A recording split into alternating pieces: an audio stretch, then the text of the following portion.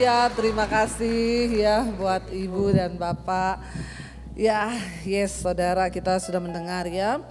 Satu kesaksian dimerdekakan. Jujur ketika saya mendengar ya konseling dari istrinya yang bilang, "Bu, tolong doakan suami saya pergi 6 bulan." Seperti jawaban saya bilang, "Bu, saya enggak bisa berdoa buat suami Ibu."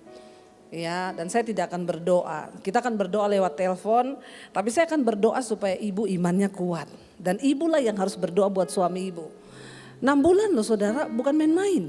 Mungkin kalau ketemu istri yang lain ya udah digugat cerai aja, ngapain 6 bulan. Terus alasannya rohani banget lagi ya. Doa peperangan, doa keliling. Ya banyak orang itu doa-doa keliling, tengking-tengking setan di jalan.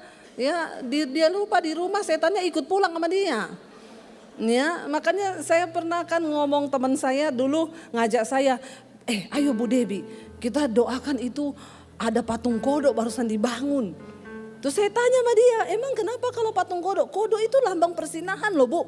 Terus lu mau apain tuh patung? Ya kita tengking lah. Saya bilang hati-hati loh, kamu tengking di situ dia lompat ke rumahmu itu kodok. Lebih baik kau doakan suaminya, enggak usah kau ganggu itu kodok yang tidak ngapa-ngapain di situ. Ngapain lu tengking itu patung kodok? Ya, terus dia bilang, ya udah kalau Ibu Debi nggak mau, saya mau berdoa, saya mau doa keliling buat kota. Dikelilingi itu patung kodok. Suaminya hamba Tuhan, apa yang terjadi? Itu kodok bener loncat ke rumahnya. Suaminya konseling sama jemaat yang ibu-ibu. Ya, akhirnya saudara karena konselingnya, saya sempat tegur waktu itu, Pak, Bapak laki-laki loh, jangan konseling sama perempuan. Lebih baik Bapak kasih ke saya. Oh enggak, saya kuat kok Bu. Kuat saudara. Ya, ibu ini datang tadinya nangis. Suami saya tuh jahat. Ya masih duduk depan-depanan, Bapak ngomong, Pak Pendeta ngomong. Percaya Bu, Tuhan sanggup mengubah hati suami ibu. Masih didoakan depan-depanan, besok datang nangis.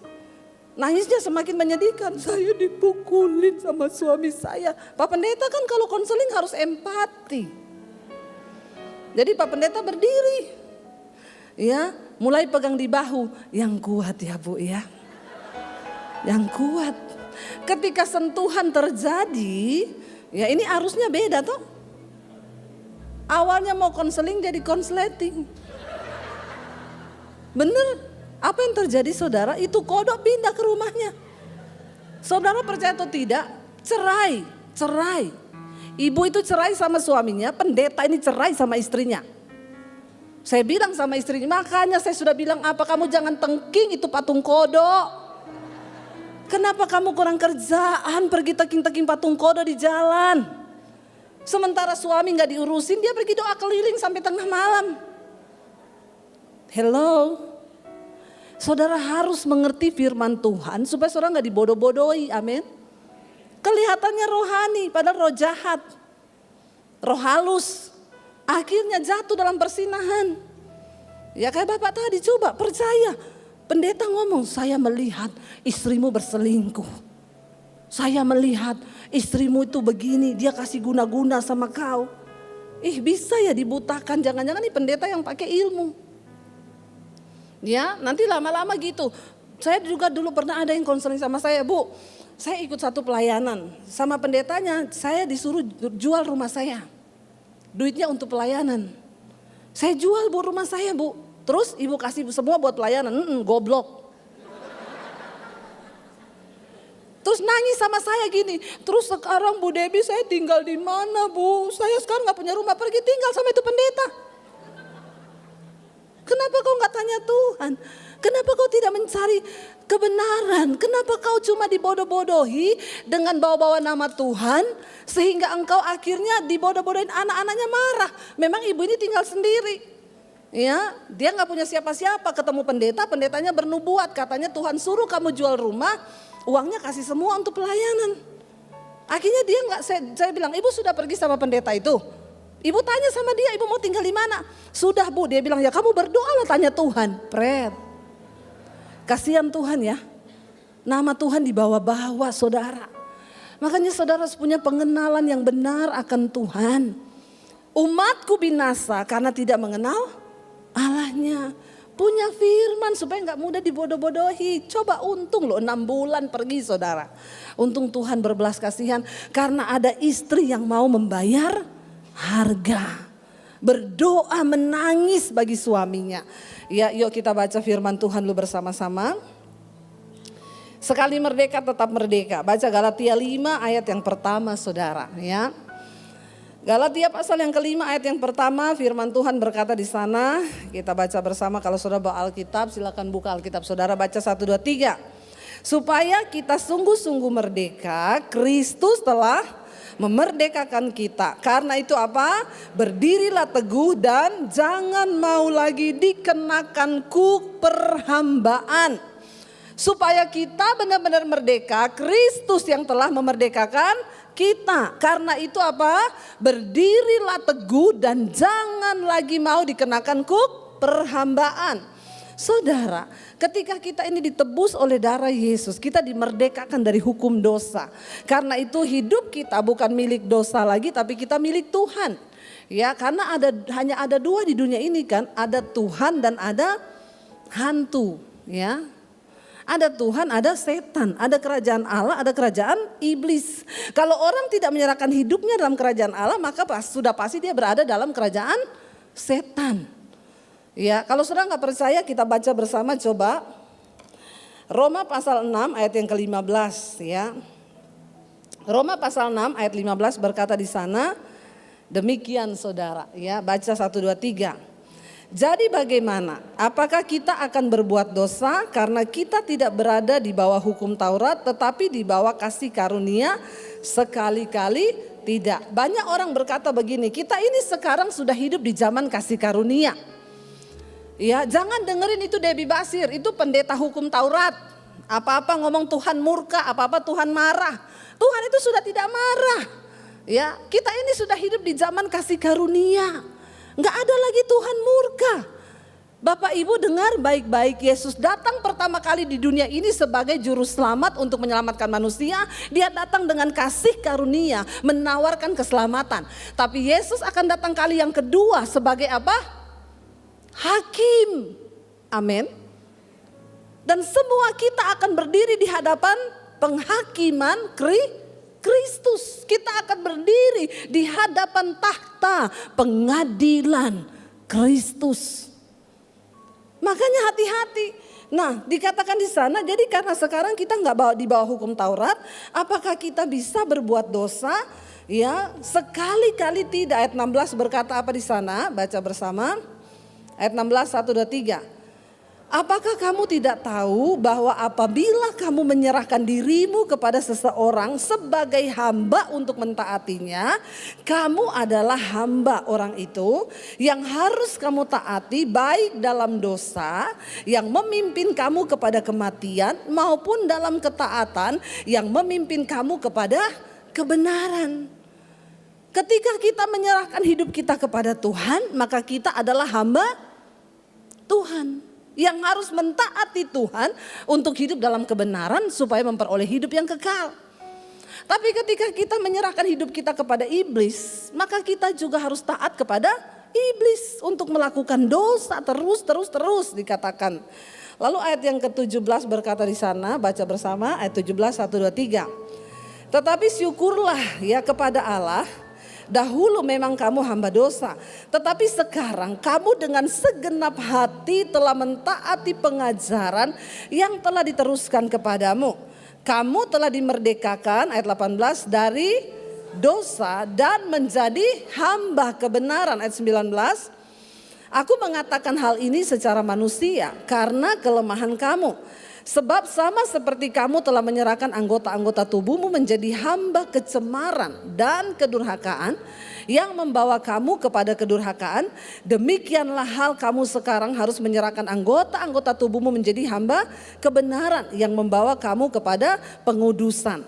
Sebab ayat 20, Waktu kamu hamba dosa, kamu bebas dari kebenaran. Dan buah apakah yang kamu petik daripadanya, supaya semuanya itu menyebabkan kamu merasa malu sekarang, karena kesudahan semuanya itu ialah kematian. Bapak Ibu, ketika kita ini menjadi hamba dosa, kita bebas dari kebenaran. Artinya apa? Orang itu waktu hidup dalam dosa, dia lakukan dosa. Sehingga kita mau kasih tahu dia juga tuh sudah sulit. Ada banyak orang datang kepada saya, itu loh Bu, suami saya itu kayak dibutakan Bu, dia tidak tahu. Dia itu bersinah Bu, tapi dia nggak ngerti, dia nggak mau dinasihati. Iya, karena memang hamba dosa, dia bebas dari kebenaran. Tidak ada kebenaran dalam dirinya, bahkan tidak bisa menerima kebenaran. Ya, sebaliknya ayat yang berikutnya dikatakan di sana 21 ayat 22. Tetapi sekarang setelah kamu dimerdekakan dari dosa dan setelah kamu menjadi hamba Allah, kamu beroleh buah yang membawa kamu kepada pengudusan, dan sebagai kesudahannya ialah apa? Hidup kekal. 23, sebab upah dosa ialah maut, tetapi karunia Allah ialah hidup yang kekal di dalam Kristus Yesus Tuhan. Katakan amin. Ya, kita lihat di sini Bapak Ibu, ketika orang itu mengenal Kristus, engkau harus menyerahkan anggota-anggota tubuhmu untuk menjadi senjata-senjata kebenaran. Ya, untung tadi suaminya belum diapa-apain saudara. Ya, kita tahu kalau pada akhirnya terus bersama-sama begitu pelayanan bareng. Ya, apalagi ya pendetanya mungkin gak punya suami atau punya suami gak sering bersama, ya hati-hati. Makanya saya bersama suami selalu pelayanan berdua. Ya, kenapa? Karena ya setan itu sekarang tidak menakutkan. Setan zaman now itu indah-indah dan enak ya, nggak kayak dulu kuntilanak, pocongan. Nah itu setan. Ya sekarang setan itu berubah wujud, banyak yang cantik-cantik, seksi-seksi, pakai rok mini. Ya sebaliknya ya, ada bapak-bapak yang menggoda saudara, hati-hati. Sekarang ini setan itu wah ya sudah menjadi sesuatu yang menggiurkan ya. Dan firman Tuhan berkata di sini ya, ayo Bapak Ibu, kita ini dipanggil untuk merdeka. Karena itu jangan engkau menggunakan kemerdekaanmu itu untuk kebebasan untuk engkau hidup di dalam dosa. Tetapi pakailah kemerdekaan ini untuk kita sungguh-sungguh melayani Tuhan. Yesus datang untuk memerdekakan kita, tadi dikatakan. Ayo kita yang sudah mengenal Tuhan, jangan lagi berbuat dosa. Amin. Jangan lagi engkau diperbudak dengan kepahitan, dengan kebencian. Ya tadi saudara kita melihat memang tidak mudah. Waktu saya juga menerima telepon dari ibu, ya saya pikir aduh ya berat ini kasusnya. Dan saya waktu itu hanya bilang saja ya, saya kan hanya bisa menasihati sesuai firman ya. Saya kan nggak bisa, nggak mungkin kan saya bilang bisa ya suami ibu kayak gitu, ibu bikin kopi kasih sianida Bu. Kan saya enggak bisa saudara ya. Kalau ngikuti hati manusia kita kan ya aduh rasanya suami kayak begitu enak aja lu pulang nggak aja omong terus pergi lagi 6 bulan begitu sudah tidak ada kabar. Ya tapi kan saya memberi nasihat sesuai firman Tuhan, Bu, tetap berdoa. Saya tahu itu sulit nasihat itu. Jangan sampai ibu kepahitan. Ya ibu kalahkan kejahatan dengan kebaikan. Ya dan saudara lihat malam ini saudara sendiri menyaksikan buah. Makanya tolong ibu-ibu ya, ini nanti tayangkan online juga. Nih ya banyak yang WA sama saya nih ya. Bu, suami saya gak berubah-berubah gini, berdoa. Ibu Debbie mah enak suruh berdoa toh. Emang saya terus mau suruh apa ibu? Saya bilang mau saya terus cerai. Kan gak mungkin, itu bukan firman Tuhan. Gak boleh bercerai. Itu kan pilihan ibu dulu. Kenapa ibu kawin? Sama suruh ibu kawin sama dia.